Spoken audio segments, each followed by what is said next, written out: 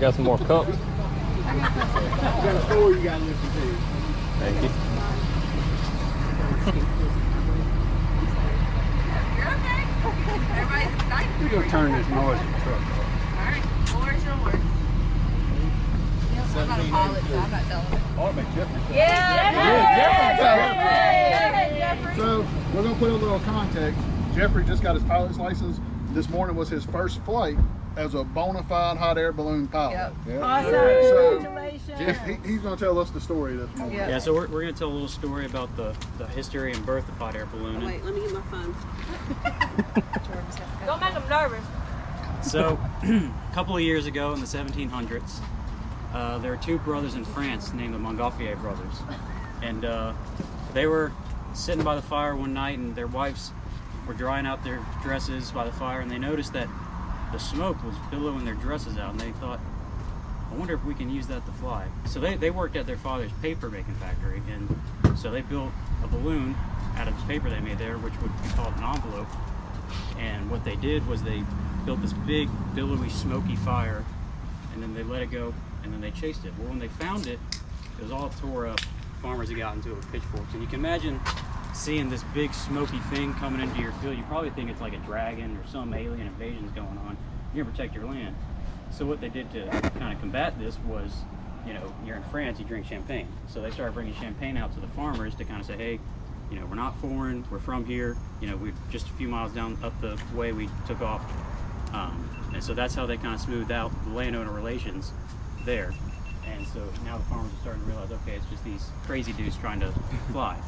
Well, they didn't know at this point, can we even breathe above the treetops? So they grabbed a chicken, a duck, and a sheep. And they put them in cages, and they put them in the basket or the gondola. And they let them fly, and they land, and everything's okay. The sheep might have had a broken leg or something like that, but everything's all right. So now it's time for man to fly. And at this point, you know, they were gonna go get a condemned man in prison. And if he landed and he lived, he was free to go. But the noble, at this point, his balloon was starting to get pretty well known. And the nobles of France were like, no, the first man that's gonna fly is gonna be a noble. And so I don't know the names of the first two people that flew, but their names is where we got the word pilot from. So they flew, and they had a great flight, and that's kind of where hot air ballooning kind of started. And then of course it kind of took the back roads when other lifting gases were invented. We got gas balloons now, but I don't know when. It was around, when was it that Raven started? There was a company named Raven Industries. Late 70s? No, 60s. They started, the military contracted them to start making hot air balloons before they made like weather balloons and stuff like that. So actually the purple and yellow balloon, that's a company called Aerostar, which came from Raven Industries. So they came back, and now balloon's kind of on the rise, a little bit of plateau. Like Chad said, I'm a new pilot. My sister in the blue shirt there, she just got her student's license. Awesome. Brittany's got her student's license. So, but one thing they did after the first flight is that they toasted their flight with a prayer. And we're going to go ahead and do that for you guys now. All right, awesome.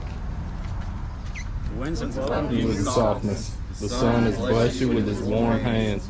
You've flown so high and so well that God has joined you in your laughter and set you gently back to the loving arms of Mother Earth. Salute. Congratulations. Congratulations. Congrats, guys. Good job, get out there. Awesome.